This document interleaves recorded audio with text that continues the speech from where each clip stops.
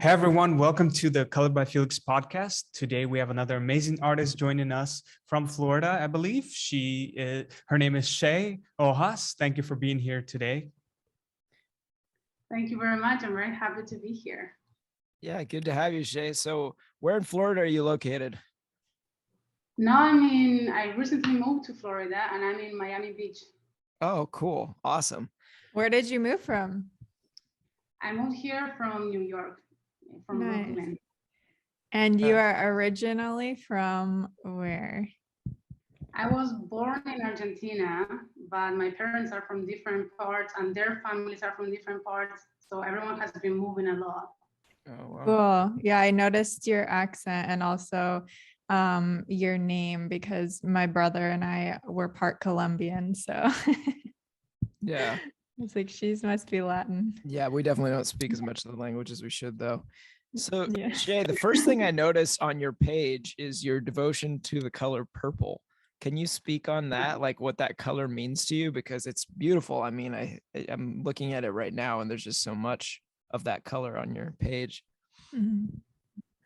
So I feel like purple chose me instead of the other way around. And I was selling like drawings that I did on my sketchbook on a street market in Soho, New York.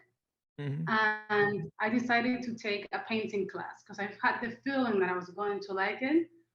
And it was an oil painting class, and I didn't have any paint or nothing to paint with. And the class was like on Monday, and this was like Saturday. And they told me there was this guy called like the Robin Hood of the arts, and he would like, I guess, steal stuff and sell or find stuff no one knew where, but he would sell us like supplies way cheaper than like on the stores. And I was like, okay. And I gave him a list of stuff that I needed for this class.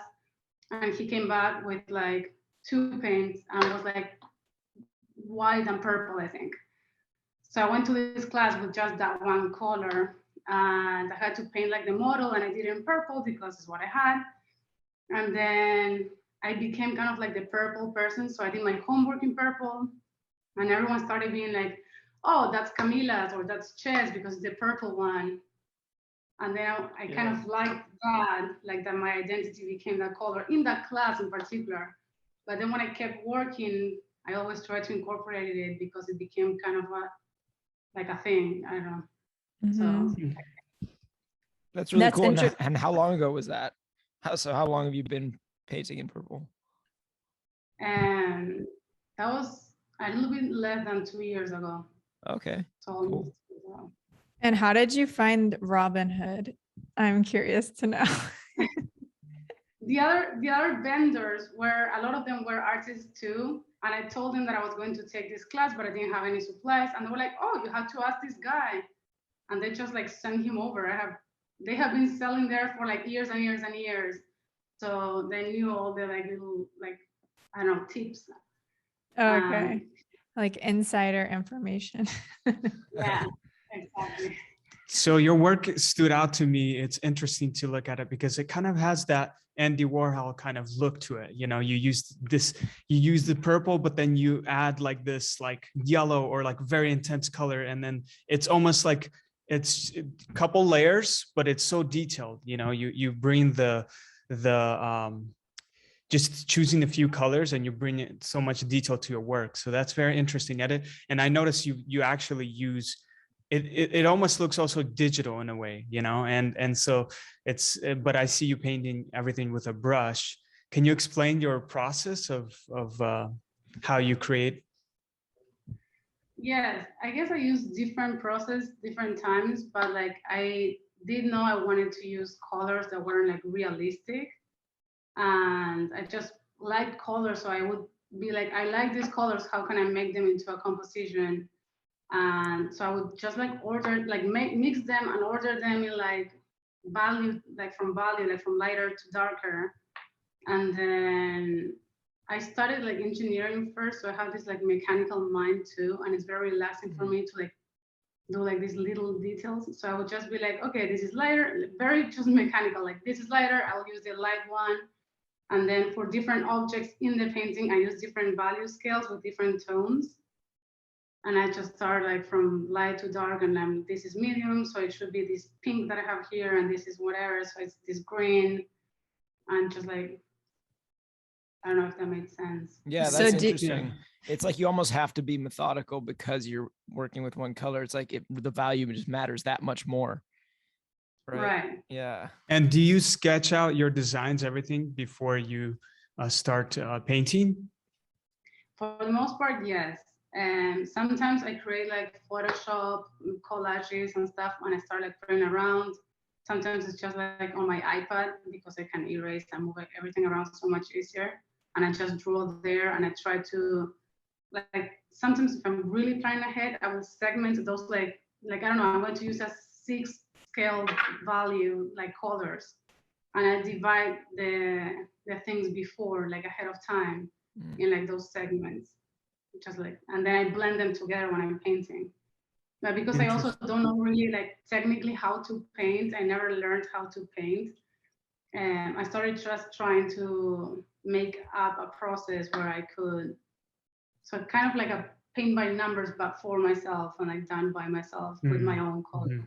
That's cool. That's what I noticed. Like when I saw your art, I was like, there was like a video and it had like all of the outlines drawn, but you were like kind of just filling in the colors. And I was like, this reminds me of paint by numbers. That's like what you just said. It's pretty cool. Yeah, it's pretty much that. And are you doing this like full time, or is it part time artwork that you're creating? And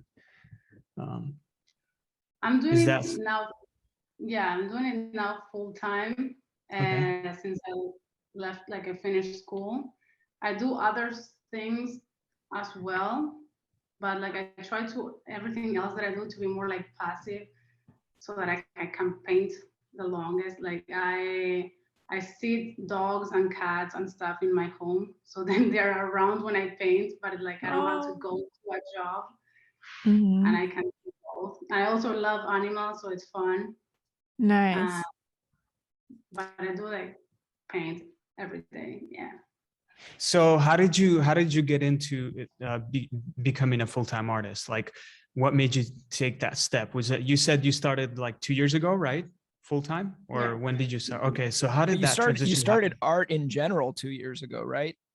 Right. Yeah, that's really fast to grow Yeah, you that as is much as you fast. have. So I think we all want to know how that happened. That sounds like a really cool story.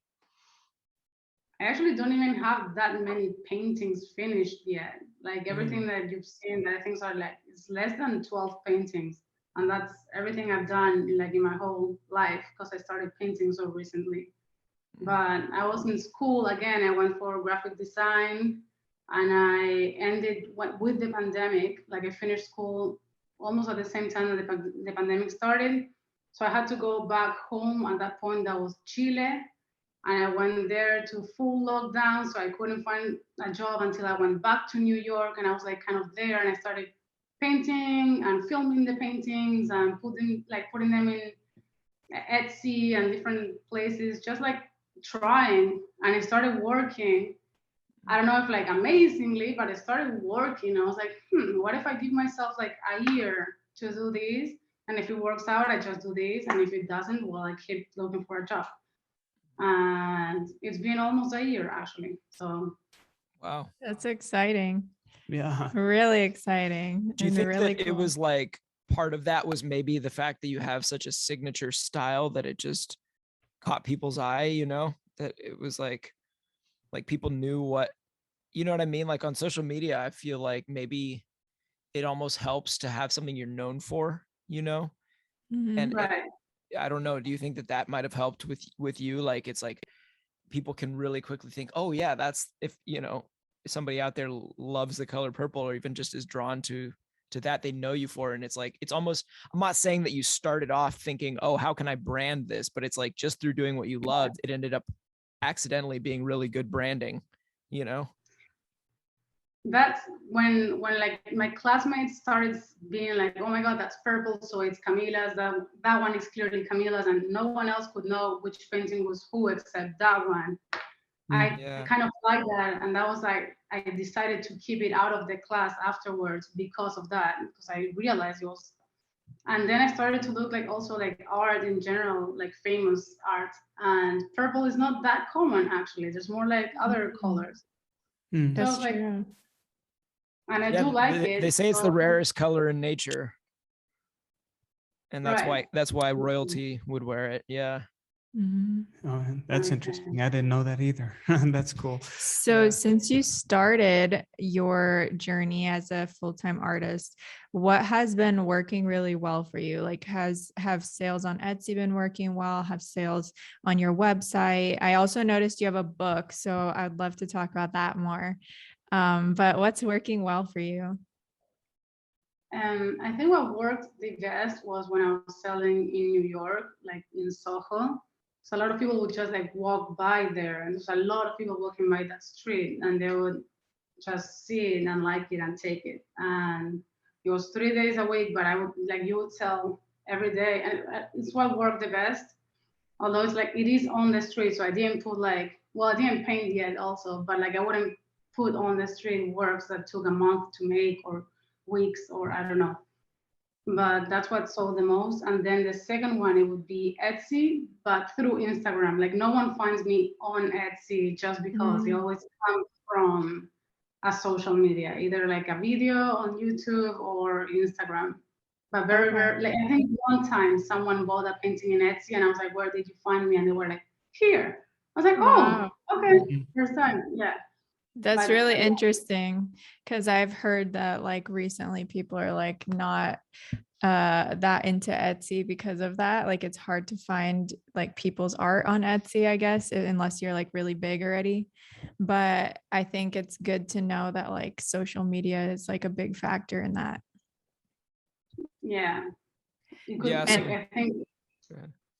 and are you still selling on the street now where you live in Florida, or that was just in New York?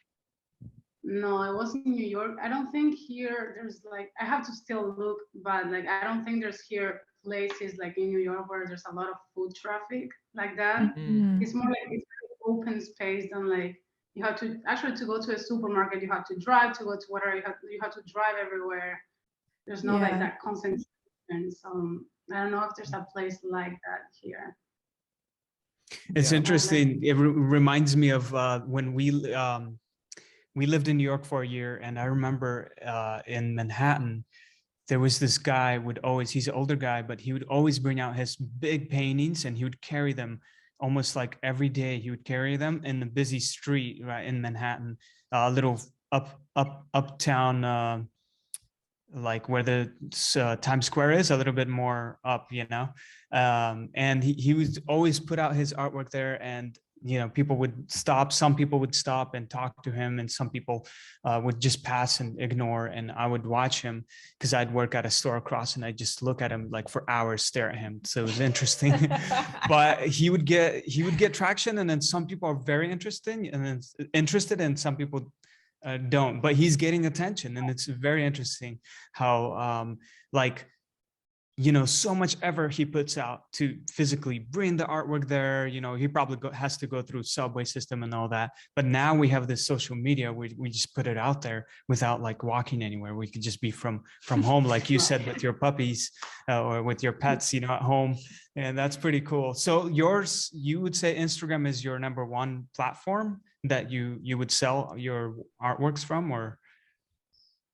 yes, I think I would like it to be YouTube. I like it more because I feel like I can put more into one piece of content because I like to like write either a poem or a text for my paintings, like with the meaning and la la la. And when I do the video, I do like the spoken words and the process and everything. But really, it is Instagram, like the short, fast, like impactful little either video or like photo. That's better for me. Yeah. Nice. And how did you decide to combine like poem writing, a story, a poem about a painting into, like, how did you bring those two styles together? Because I guess at one point I was like I had a lot of passions, so I was doing like videos of makeup and doing graphic design for fun, and doing like drawings because I like that. And I also did writing because I love writing and I always did. So I was like doing all of these separate things. And I was like trying to publish the book that you saw and like different stuff. Like I had like 5 different Instagrams with each of these things. Wow. And then I was like, I have to find a way to incorporate like all of these. And I think like I kind of did with, especially with the videos, because I would be like, okay, I create a composition with graphic design, then I draw and paint what I made, and then I make a text, like I write for the concept, and I use the graphic design also to edit the video, and so it would like come all together in one thing. I think that's smart because I actually struggle with the same thing. Like my passions are that I'm a writer, I am a musician, and I do some visual art mostly for fun. But yeah, and I like clothes.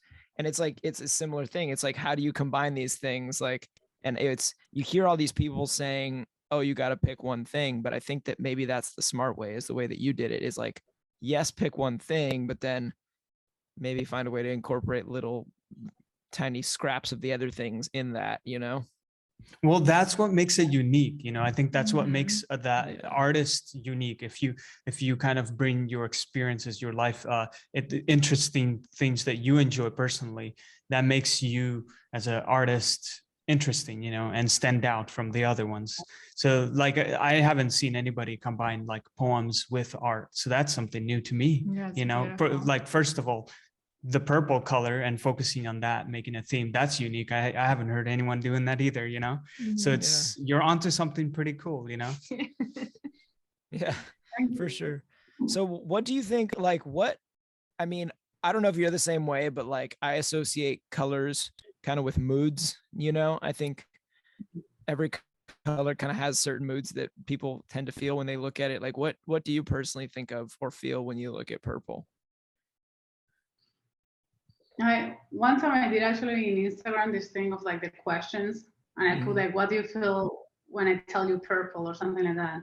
And it was really, because for me it's like what I feel is like, because it's like the red and the blue combined, it's like warm and cool in the same thing. It feels like a logic but emotional at the same time kind of color. I guess that was like what I always associated it with. That I had like half red, half blue, like the pure warm, the pure cold mixed together. It's purple. So it was like kind of like heart and mind coming together feeling to me. That's so interesting. Wow. Yeah. No one said that. Everyone was like sexy, luxury, like a lot of different things. But yeah. I love that, the heart and mind thing, because this is so I don't know if you guys have heard of it, but like the game Magic the Gathering, it's like the biggest card game on earth, and it's kind of like a nerdy thing. It's like you play cards with like dragons and elves and everything else, right? It's like but it's a strategy game. And so a lot of people play it, and there's 5 colors of magic in the game, right? White, blue, black, red, and green. But what's interesting is that, so they form like a circle, and like the ones, or a pentagon, and the ones on the opposite sides are kind of in disharmony, and the ones that are next to each other, right? Anyway, what's interesting is that blue in that game symbolizes intellect and the mind, like you were saying, and rationality. And then red is all about impulse and passion and art, and like it's the heart, right? And so that's such an interesting thing, because when I play that game, actually, of the colors, you usually put 2 of them together in a deck. I usually go red and blue for that exact reason, is that I like the combination of logic with impulse. And it's like, I think that when you combine those 2 things, you get some really cool results, because it's like you said, even to bring it home, it's like you said with your approach to art, is like you bring your engineering background into that. So that gives you this really interesting edge that like somebody like maybe a Jackson Pollock type who's all emotion, might not be able to access that. But because you've got the logic as well, you're able to do something totally different with it. And so I think it's like balance. Yeah. Anyway, I think that was really cool. Yeah, the heart and the mind, and trying to balance those 2. I don't know. Do you find that you do that, Felix? Are you, when you create, or are you mostly from the heart or mostly from the mind? Can That's a I good say what question. I think you are first? Okay, you can say. I think, okay, what I think you are is your landscapes are like the head, and your abstracts are definitely like all from the heart. Yeah, I think that's how I put out the two together, I guess, the mind and the heart, is through experimenting. Really, is like letting myself free, not use too much of this, and just jump in and see, what happens. Because like sometimes she would say, like my wife would say, like, oh, this is beautiful, but it's missing, like you got to put your heart into a piece, and so I'm like, oh darn it, I thought it was pretty, but there's no feeling or something, and it's important to combine both. Do you plan to so how do you like, do you write a poem and then you paint, or do you paint and then write a poem to it? How do you go about that? So it has happened both ways. The feeling comes first, like something that I'm going through or something that I'm feeling or something that I want to communicate comes first. And then it either comes as an image in my head, like, oh, I know how I feel this is like with this like image, and then it's a painting first. And sometimes it comes as like something I want to describe more, and then it comes more as a poem or a writing first. And then I try to see how I symbolize it, like visually. So it depends how it comes, like how the feeling comes to me. I either first the heart, and it's either an image or a writing, and then I rationalize how to put it into either the writing or the painting, depending which one I'm missing. Interesting. That's so cool. It almost reminds me of like, how sometimes like a lot of these arts that we take for granted are actually things that nobody had tried before. Like, for example, I'll give you an example. We think of in music, like a band, right? But before the Beatles, most bands were just playing song covers. They were playing like other people's songs or like folk songs and stuff like that. But the idea of a band, even though it seems so obvious now, the idea of a band like writing all their own songs really wasn't that common before. And so in a similar way, I feel like with you, maybe down the line, like in 10 years or something, because of you and maybe any other artists out there doing this, like poetry and visual art together might be a very common thing. You know what I mean? And we might just not even realize it. Like at that point, we might be like, oh yeah, it's such a natural pairing, because I'm thinking of it in the way that, like, to use another music analogy, like the way that you combine music and lyrics. Because when you were having that conversation, it's like, people always ask musicians, oh, do you come up with the lyrics first or the music? And the answer is different, depending on who it is. And so that's what I was thinking when you said, oh, do you, come up with the poetry or the art first? Because it's almost like it's like a really natural pairing, And so maybe, I don't know if you agree, but maybe it's like in the future, a lot of people end up realizing that. And, I don't know. Do you feel like it's like a really natural thing? Do you feel like the two just go together, or did you have to like do a lot of work at first to make it make sense? For me, it works together. Like there's all these books, at least old, like all the old books before printing and everything had always paired like visuals and like art with the text. Like it's something that went together. Then we started doing it more just for children, and then adult books stopped having images, but it was like very natural to have both. And I feel like even Instagram is starting to force it, or other social media, because now people post their art, but you have to write something. Some people don't write anything, but like, or put something like, today I had this, and tell something else. But some people are being forced to like write something out of what they made. Right. Even if it's an art, like even if it's like makeup or whatever, they still have to write something. And most people try to write a kind of explanation of what was going on in them and why they did what they're showing to you. So it's starting to be also forced to kind of like put in words whatever visual you're putting, even if it's, I don't know. That's interesting. Whatever. Yeah. And I love the way that like some of your videos, you do like the voiceover or like the text on the screen, you know, like I think that's really smart. And that's something that's becoming bigger, I think, for social media. Not a lot of artists are doing that. So I think if you keep doing that, you're going to grow a lot. Well, you have a unique situation because for me, it's difficult to come up with. Sometimes I'm like, actually not sometimes, a lot of the times I'm like, I give the phone after I did my editing and my painting. I said, help me say something to this because I don't know how to put it into words. Like, Yeah. it's harder for me, you know, and I feel like a lot of artists, maybe it's like, it's just hard to explain. Like, so they probably show it through the art work, but for you to have like a poem written, that's pretty, you know, for me, that's like, it would take me, you know, days to write the poem, you know,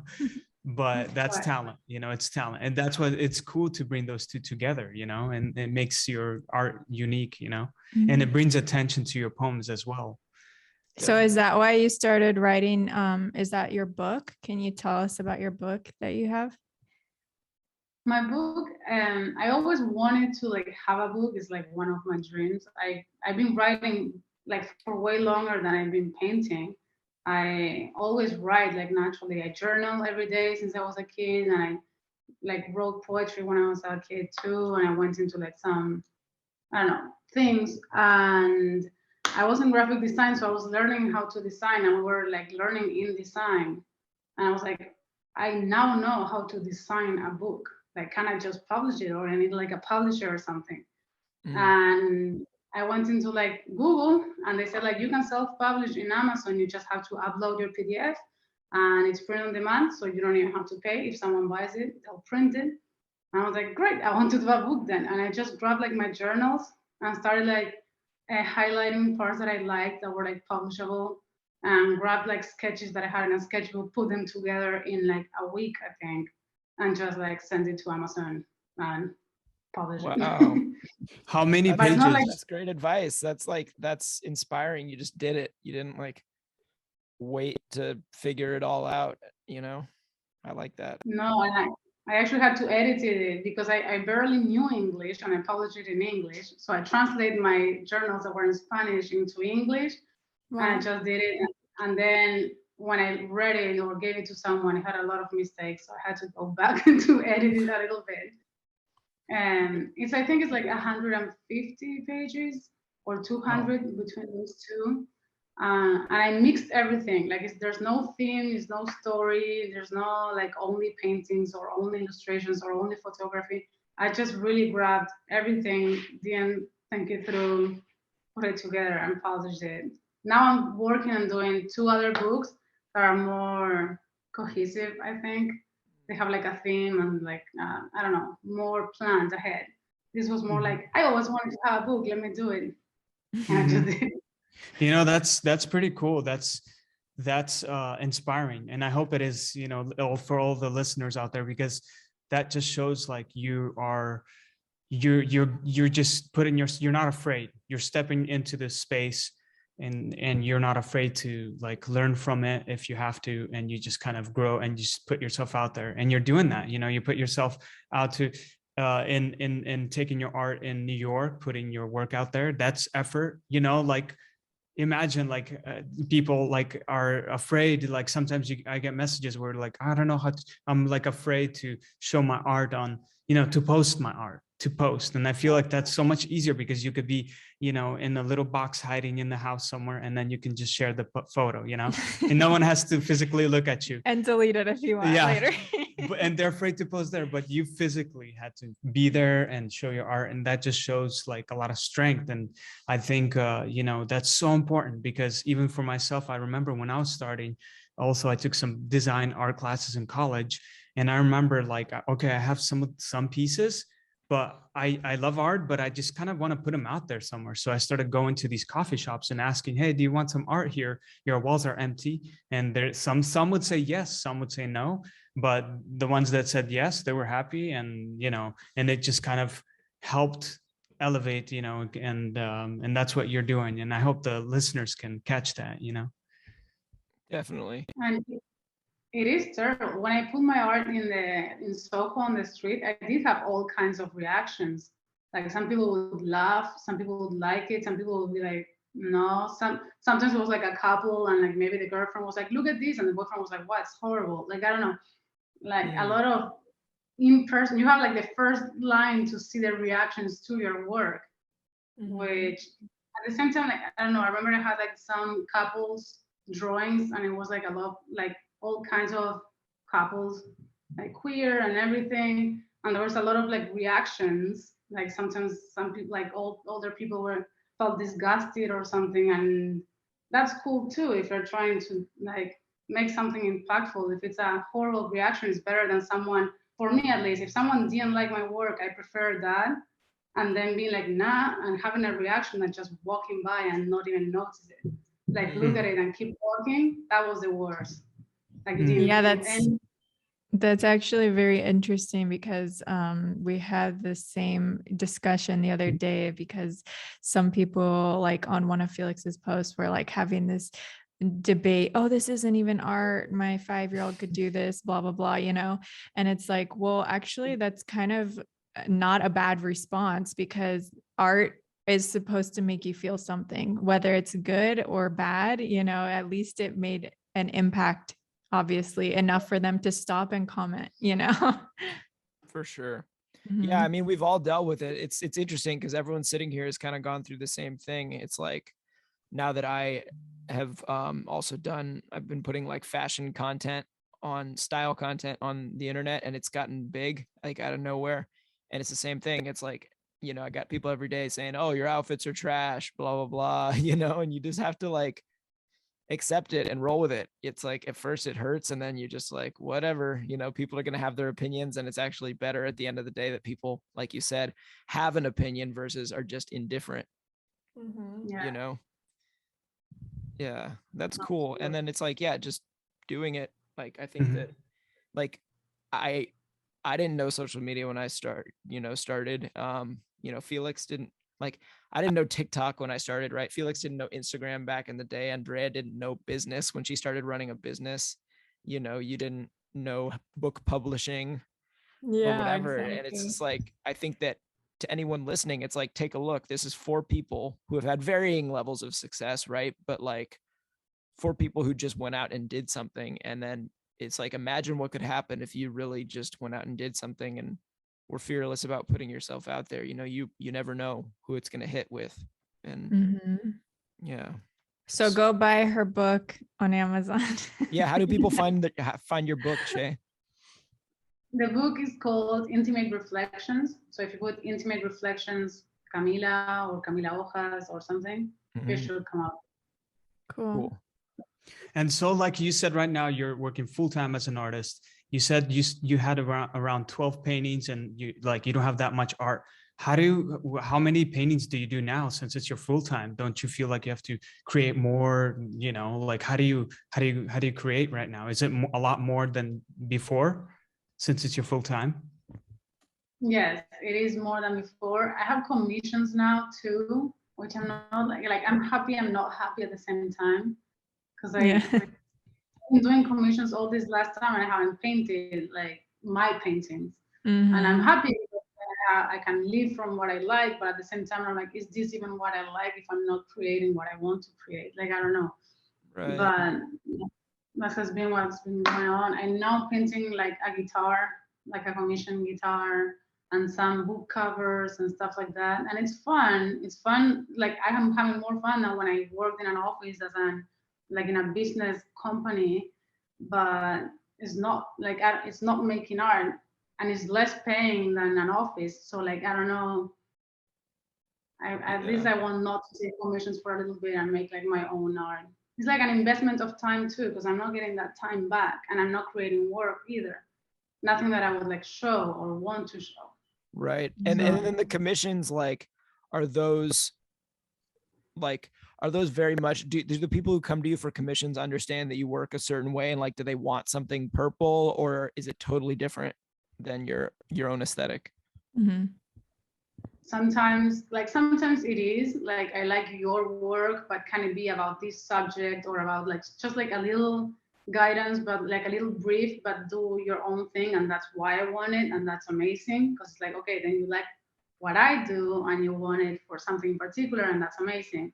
But Right. some people are just like, can you do a book cover in completely different colors and illustration, not painting, this, da, da, da. And it's like, why did you even come to me? Like, why? There's You can go to like fiverr.com and you will get it done for $5. And it's going to be exactly what you want. Actually, gosh, I had that's people funny. come to me, like I was at that time I was painting landscapes, and somebody came and said, oh, can you paint like horses, or like a field of horses for me, or like I could, or like Harry Potter or some face or something, and it's totally different than my style. And it's so funny because I'm like, oh, like I mean I could if I want to, like I know them together, but I'm like, it's not very interesting to me. Like it's not this Right. even just because you're an artist, it would be nice to be somewhat in that similar space, what you're doing, what you're creating. Yeah, definitely. One It's of the Go ahead. oh, one of the people that bought a bunch of paintings from Felix at one time, he actually told us that, because like in the beginning Felix was doing a lot of commissions, and then he's like, you know what, I really am not enjoying this, and like at that same time this guy came and bought some of his paintings, and he was like, like I feel like commissions is like asking the artist to like not be true to themselves. Like if you truly love what an artist is doing, you're going to buy what they're already creating, not like force them to fit into your mold.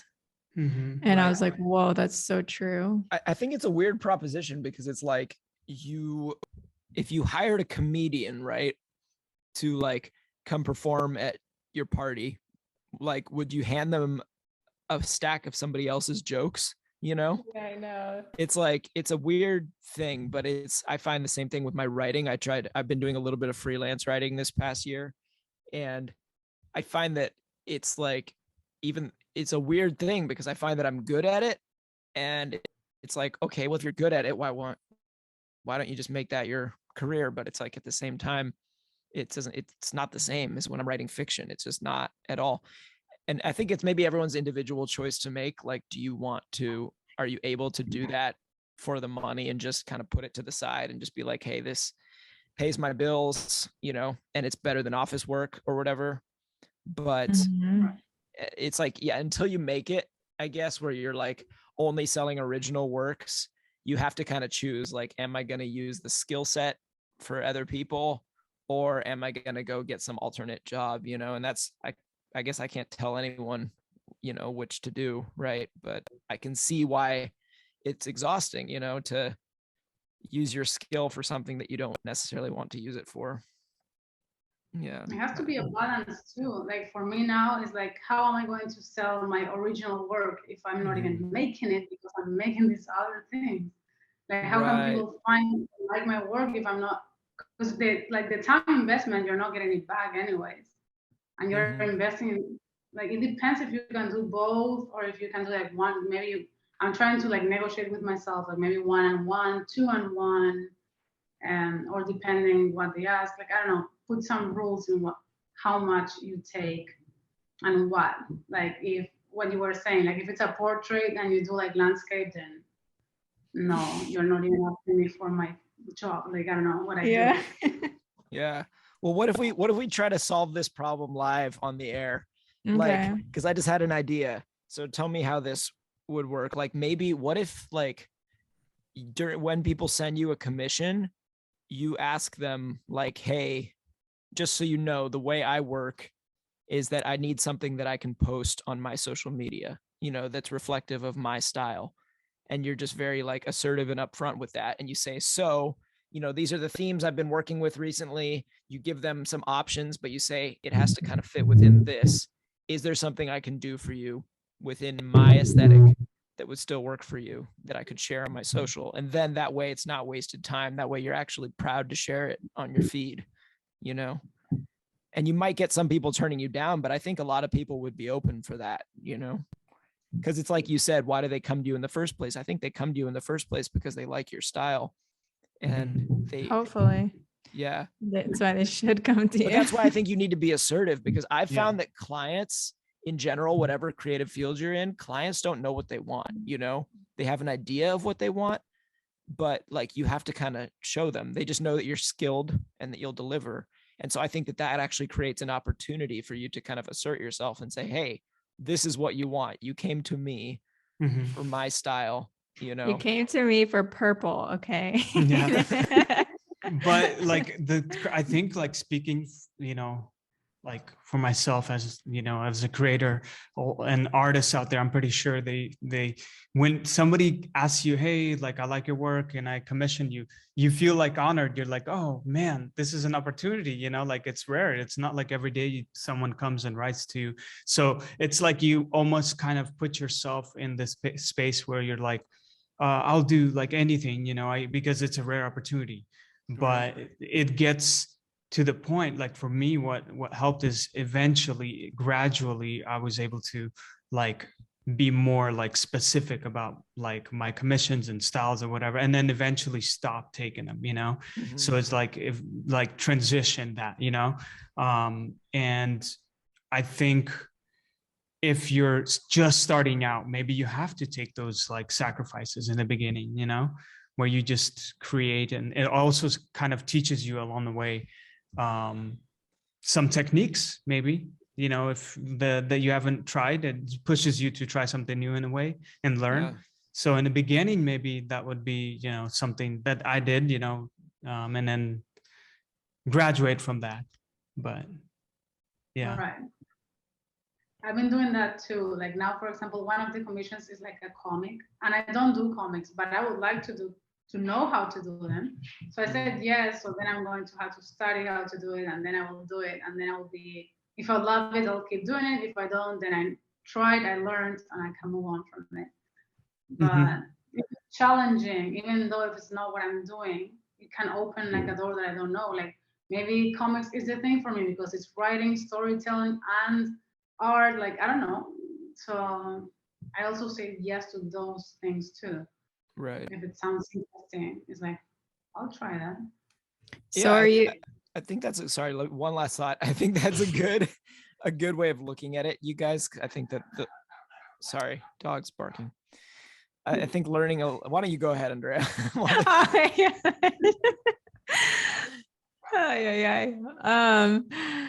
Okay. So okay. So you said that you really want to be getting your sales from YouTube. So are you focused on YouTube? Are you focused on growing your platform? Because I feel like that's a really big opportunity for you. I don't know if I would like to get my sales from. Well, yes, I would like people to know me through there more because I like more that platform than like Instagram. It's more like slow paced too. Like Instagram, you have to be on top of it, and it's not like I don't even like being in my phone. I answer to my mom every 5 days maybe. So like Instagram asks you to be like there, and you have to answer to everything like immediately and this and create content daily and like I don't know. I prefer to work on something that takes time and it's more like thoughtful, but then like I don't know, YouTube you don't have to post every day. It doesn't have to be whatever quick because like so that I like about it and I can bring everything together and I feel like I can put my message across better than I can on Instagram. So I would like, but I don't really know how to. I haven't gone into like keywords and all that stuff. So for now, I'm just like doing the best I can in terms of like content. I want to deliver the very best. I know how for now. I probably can improve in like knowing more about filming and the quality of the audio and the whole thing. I should probably like I know how to improve. I also have to improve on knowing how to market it. Like I don't really know how you get more. For now, I think I'm taking people from Instagram that I attract there first to my like more deep content, I guess, over there. Just follow Andrea. It's Drea K. She goes over all that stuff. She's the social media marketing expert here. Well, I think that like what you were saying, like I totally actually agree with you. Is like YouTube for us actually has been one of our favorite platforms just because of that reason. You know, it's like it's consistent. Like even though, yeah, maybe like it's not as fast growing as some of these other platforms, but what we love about YouTube is that it's super consistent. Like over the years, it's like the amount you get paid, your followers, like you can rely on it. You know, it's not going to like fluctuate insanely like one day and the other, you know. So YouTube is really good. And also what you were saying, like we only post once a week there. So like if you can get into a schedule of just posting at least once a week, I think you're going to see a lot of growth. And also like if you have content from your Instagram, start posting on YouTube Shorts, because not a lot of people are doing that right now. And like if you want to get ahead, like you could easily do that and start growing really quick. Actually, like we noticed, we started posting, you know, to YouTube Shorts, just kind of using our content from Instagram or Facebook, and we noticed a spike in views and monthly subscribers, followers, and it's crazy. It's never been that much before, and we had YouTube for what, 3 years? 4? This will be the 4th year. So yeah, YouTube Shorts right now is pretty good to get your, you know, page up and you know, in front of a lot of eyeballs. Yeah, that's cool. And I think that answers a question that we've kind of, it seems to be, you know, like you brought up, a common theme among a lot of artists that we've had on the show is that the pace of social media can feel exhausting at times. And so I think that for those of you who don't, like, obviously there are benefits if you're willing to do that kind of work and, you know, post 3 times a day on Reels or TikTok or whatever, but I'm not going to pretend that that's for everybody. You know, some people are okay with working at a slower pace, and that makes sense. Then, like, maybe if that's you want to invest in YouTube, because as we try to focus on in this podcast too, is just going over all the different options out there for social media, because there's no one right answer. You know, there's a million, for every artist you see out there who's successful, there's a slightly different path to their success. Yeah. So what's your plan? Like, what's your goals as a creator? What's your like your the thing that drives you, the things that gets you excited to create? What's that thing that pushes you? So if I can, even if it's not like doing great or being super successful, if I can like make art and dedicate myself to that, I'm happy, because that's what I would use. Like if I had all the money and they asked me to pay for one thing, it would be like, to make art, please. Like I just need time to make art. So that would be great. And I like my art to be like impactful. I would like, even if it's one person per painting, that would be like, that's what I needed right now. Or you like gave me the last push to do something that I needed to, or change my point of view in a way that it's helpful. Like that's my goal, other than like I enjoy it a lot. But like I do, like, I don't know, it's almost like visual self-help, I guess, like in a way, like that the consumption of my work to be impactful, more deepness than quantity, I guess. Like it doesn't have to be very little impact, like maybe entertainment in Instagram, but like I don't know, million people. I prefer it to be like 2, but that really change their day or their something in their life. So I guess that's definitely.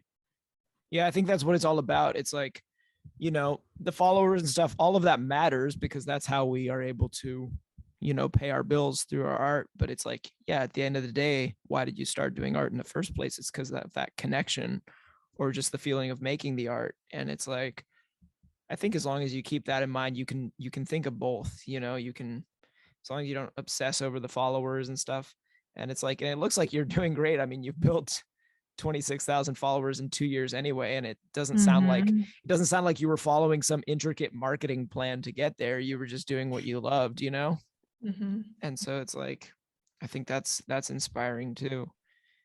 But I mean, okay, I hate to be, you know, sound like your mother, but like I really do think that if you find a way to like get your commissions to integrate with your aesthetic, and you tell people that, like, that would save you so much time, and you'd get that free content as you're doing paid work, you know? I don't know. That's just my thought is like, I think that could really help with, you know, you got way more followers than me, but I still think that would just help you. Yeah, I mean, you're going to grow regardless, but that could be a really good move. Yeah. That's good advice. Are you on Sorry. Are you on TikTok as well, or? I am. I'm horrible, but yes, I opened it when I heard that you had to, blah, blah, blah. And then I posted maybe like 2 times, and those videos did great. And even though they did great, I didn't go back to it for some reason until like too late. And now I just get like, when I post a reel, I just grab that same reel, that same caption, everything, and just like post it in TikTok too. But I literally go in, do that, close the app, like nothing else. Like I don't see anything. I don't reply. I don't even know if they ask. Like I don't know. That works. I mean, hey, you're just doing what works for you, right? And have you seen that, like, because one of our other guests was saying that, like, oh, the apps watch each other and stuff. Have you seen that even when you just dump your reels in TikTok, like they still will do well sometimes? Like the same videos do well than in Instagram even? Yeah, like, well, some of those TikTok videos still blow up on TikTok, even though you're just copy pasting it in there? Yes, but different ones. Like sometimes I post something on Instagram and then I go and take it to TikTok, exactly the same one, and it does good in that platform and average on the other one. And like it's not the same. And I grabbed the original video and posted into, because I know if you like literally download it from one place to the other, that doesn't do too well if it has like the watermark or whatever. Maybe tell me what to do. Yeah, it's all such a complicated dance, isn't it? You know it. You know everything. That's awesome. Yeah. So I wanted to ask you too, like, do you have any artists that inspire you, or was there somebody whose artistic journey inspired you and just kind of made you believe in yourself early on? I get more inspired by other art. Like my art is more inspired by writers, for example, than from painters. I used to like not even like, I don't know, when I was a kid and they take me to like a museum somewhere, I would be bored. Like I wasn't like, it's not like I always liked consuming art, like observing it. And I wasn't like, when I started painting, I started enjoying it, and then I started to see art in a very different way and liking artists and everything. But me, naturally, I would follow more like music and writers and stuff like that than visual art for some reason. Now it's not, but like my inspiration came more from other areas of art than visual art itself. And I guess getting into like social media, because I started with makeup, and I started seeing how like you could make basically a living out of whatever you liked. And then I discovered art and I loved it and everything. And that's kind of how it came together. That's cool. Real quick, I just wanted to show you something. I don't know if you're aware of William Blake, the poet. Yeah. Did you know that? So he wrote Songs of Innocence and Songs of Experience, and it's like these collections of poetry. And he did these are the originals. If you guys can see, I don't know if it shows up well on the camera, but like, oh, yeah, they're these beautiful, like almost like, it looks like watercolor paintings. Yeah. And I just feel like when we were talking, I was thinking about that. So I went and grabbed it off the bookshelf, because it's like the connection between poetry and art, I guess, runs pretty deep. You know, it's like you were saying, like children's books, or even like maybe all the way back to like the Middle Ages, you know, when they would do the scrolls and they would have the really long, the really elaborate letters, like in that SpongeBob episode where he writes and it takes like, anyway. But yeah, I thought that was cool that you're like actually part of a tradition that maybe has, you know, people long before you realize that the profound connection between like words and art, and then you're continuing that in your own way for the social media era, you know? But yeah. Well, do you have any more questions for Che, Felix, or should I go to Ask an Artist? I guess like, is there anything you like along the journey that you learned so far as an artist that you learned that is like some of the big lessons that you learned, maybe learning lessons, or like you're like, oh wow, I'm never doing that again, or like, oh, this, I wish I could share this with other artists. Is there anything you'd like to share for, you know, anyone listening? I guess trust your own process more, because when I started and I was like making my own process because I didn't know how to technically paint, I always felt less because of it. And then I went ahead to try to like follow steps of people that were already successful in art, and it didn't feel me anymore, and it didn't work for me. And I kind of doubted my process because it wasn't like the technically or original process, and I didn't like how it worked. And I started basically like jeopardizing my actual work because of not feeling good about my process being my own process. And I guess like if you come up with whatever project that you enjoy and works for you and you like what happens with it, just trust it and love it and keep going, no matter what like you feel should be the process. That's good. That's a really good mindset. And I feel like, man, it's like if more people could think like that, like like you said, you've only been doing art for, you know, visual art for 2 years. I mean, there are probably people who've been doing art for way longer than that, but have been too timid to share because they don't believe in themselves, you know? And it's like, I think that's your example is so profound in that sense that it's like, you know, yeah, you could have easily gotten in your own head about that and said, oh, I've only done this 2 years. What could I possibly have to share with the world? But it's like, clearly you have a lot to share with the world. And that's amazing. I love seeing it. I never would have guessed you've only been doing this 2 years. Yeah, same here.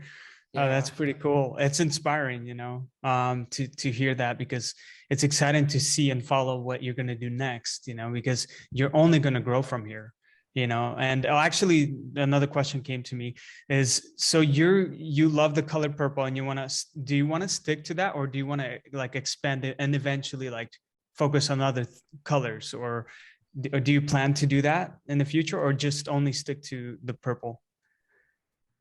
I don't think I have planned anything like that much ahead. I started almost just with purple, and then I started adding more colors, and because I felt like it. And for now I'm including the purple with more things, not just just purple anymore.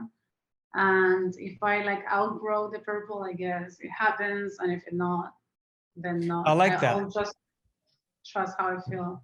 Yeah, I like that. That's you're allowing space, you're allowing your growth and your creative kind of like lead the way, and you trust the process and whatever. It's not like so organized, and you know, and it's good to have a plan, but sometimes giving space to, like, if plans don't go the way you planned, it's okay. You're not upset about it. You're willing to let those things in a little bit. So that's pretty cool. Definitely. I think I'm the same way. I feel like what helps me to enjoy art is actually giving that space of not planning too much or too far ahead of like a series, or like the stuff I'm gonna focus on, I'm given that space, and that just keeps my art like more, it gives me more like excitement when I wake up and to get back into the studio. For sure. So that's cool. Well, guys, I think we are closing up here. So we have one Ask an Artist question for you two. Sophia just wanted to know, this one's more technical than our usual questions. Sophia just wanted to know how you package paintings to ship them. She's an oil painter. I don't know if it's different with oil and acrylic, but yeah. Any advice? I don't think I do anything too special. I do varnish the paintings before sending them out so that they don't get damaged. Mm-hmm. I started like when I got like a canvas or a wood or whatever, I would trash the box and then I would have to go buy a new one to ship it. Now I just keep what it came Smart. In. Yeah. Amazon box. Yeah, the box that it comes in is normally perfectly the size and everything, and it comes super wrapped, like well wrapped and everything. So we did that too. So I write something and make it pretty and put like an extra layer to like make sure it's all right. But I basically just use the same box. I also feel better with the world using the same box and not like boxing. Like I don't know, I'm reusing what I got it in. Definitely. So Is there a varnish you like recommend? I don't know if acrylic and oil varnishes are different, but maybe you could recommend one. I use one that is called Gamsol, I think, from Gambling, because you normally with oils you have to wait like 3 months to be able to varnish something, and I used to do that. And then I discovered that with this one, when you touch the painting, if it's dry to touch, you can varnish it, and that's like a week later, so you don't have to wait that long, and it doesn't smell too, which is great. It doesn't have like that oil painting smell, so that one I would recommend. Yeah, actually, I use that brand as well. I think they recommend it for oils and acrylics. So say it one more time, Felix. What's the brand? Oh man, yeah, gambling. It's Gambling or something. Gambling. Oh, Yeah. gambling, like GAMBLIN. Yes. Yeah, or it's gamelin. I don't. Oh, it's GAM. Okay, so one of the two. If you guys type it yeah. in Google, it'll autocomplete for you. Just don't type in gambling. Yeah. Oh, It'll I take you see. to Yeah. casinos. Yeah, take the B out. No B, you guys. That was my B. No, it's with B. It's with B? No, I meant extra G, gambling. No gambling. Ah, okay. But B, yes, B. Oh, there is a B. Okay. Oh my gosh. All right, y'all will figure it out. And have you had experience with like the spray varnishes? No, I didn't know that existed. Well, they were great, but they do stink. So it's like you have to do it in the garage or outside. It smells really bad. So liquid, I started using more of that but anyway, like, so you spray and you have to wait like 24 or 48 hours for it to dry because a week. A week for oil, right? For the varnish to dry. Wow. No, okay. the varnish is like 15 minutes with that one. Oh, interesting. With the painting? Yeah, like the painting a week. Yeah, the painting a week. Depending on the thickness, but I don't paint too thick, so like a week. And then, so when you package your art, do you put some kind of layer in the front of the painting, like paper, or like what kind of paper do you use? Because sometimes I remember I used like this, like brown, skinny, like kind of thicker type paper, and I put it against my painting. But if it, like, sometimes like it'll stick to the painting, and part of the paper would rip and stick to the painting. You know, I've had that problem. What do you use to cover your first layer of the painting? It used to happen to me that with the other varnish. With this varnish, I feel like yesterday I had like a little show and I had a painting and it rained, and it's literally like having almost like resin. It, like you wipe it off and it's perfect. Like if you do like 2 layers of that varnish, you can put whatever on top and it will be fine. It won't stick either. It doesn't get sticky. Yeah. And sounds like that's the brand to use if you don't want to gamble with your art. Yeah. There you go. That's a good one. But for me, when I package, I kind of do similar, but since you use oils, right? Yeah. With your art. So for me, I use acrylics, and what I do is I want to make sure that the artwork is dry, you know, and wait till it's completely dry. And so when I know that it's dry, I sometimes wait to varnish till like somebody like buys the painting. So I don't really varnish until somebody buys it, you know. And it allows me to take photos when I need to, because it's not reflective. So it's actually easier to take photos of it if you want to make prints in the future. And then once somebody is interested to buy it, then you can, you know, varnish it. That's what I do, and wait a few days to package, because sometimes, you know, the paper would stick, you know. And then I use like that brown paper, that skin that I was talking about. I don't know what it's called, but it comes in rolls. Like craft paper. yeah, I use that. Yeah, or I heard also the baking, what's that called? Parchment paper? Yeah, I heard that one's really paper. good. It doesn't stick too. And then you wrap that as the first layer, and then you put like the bubble wrap around the painting, like a couple layers around, and then you can, you know, Put it in the box. Yeah. Cool. In the same box. Well, Sophia, I hope I that helps. Oh, go ahead. Sorry. I was just going to say that I know like some more fancy like old paintings. Some people do it in like linen, like a linen. Ah, Mm, that's good. Like if you get like a I don't know $50,000 painting, it will probably come on linen. yeah, makes sense. Yeah, I didn't know that one, but that makes Cool. sense. Yeah. Well, Shay, thank you so much for joining us today. I learned a lot, and I hope Yes. I think everyone listening is gonna love hearing from you. Can you just let everyone know where to find you on your different social media? Yes, I'm Che, that is CHE_Hojas, that is HOJAS in Instagram, and then take the underscore away and you can find me, I guess, on any social media. Cool. Awesome. Thank you again so much for being here and taking the time to interview. And hopefully in the future, we can have you back and see where you're at in your art journey. That'd be fun. Mhm. I love that, and thank you for having me. It was very fun. Thank you, Awesome. Shay. Thanks for Thank you joining us. guys for listening to the Color by Felix podcast. If you guys could please leave a review, that would really help us. And we hope you enjoyed this. See you guys next week. See you guys. See Take ya. care. Bye. Thanks, Bye, Shay. Shay. Thank Thank you. you. Shay. Take care.